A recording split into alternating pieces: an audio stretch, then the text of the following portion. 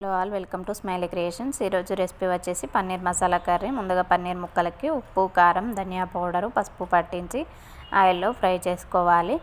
అవి రెడ్గా ఫ్రై అయ్యాక తీసి పక్కకు పెట్టుకోవాలి. అదే ఆయిల్లో ఆనియన్స్ ఫ్రై చేసుకోవాలి. ఆనియన్స్ అనేవి కొద్దిగా ఫ్రై అయ్యాక దాంట్లో టమాటాలు, జీడిపప్పు వేసి ఫ్రై చేయాలి. అవి చల్లారేంత వరకు పక్కకు పెట్టుకోవాలి. చల్లారినాక మిక్సీ జార్లో వేసుకొని దాంట్లో కొద్దిగా సోంపు,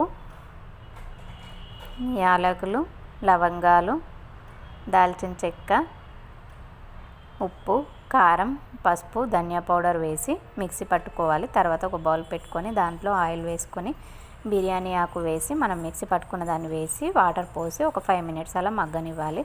5 మినిట్స్ తర్వాత మూత తీసి ఒకసారి బాగా కలుపుకొని పన్నీర్ ముక్కల్ని అందులో వేసి మూత పెట్టి ఒక 5 నిమిషాలు మగ్గనిస్తే అంతే. ఎంతో టేస్టీగా ఉండే పన్నీర్ మసాలా కర్రీ రెడీ.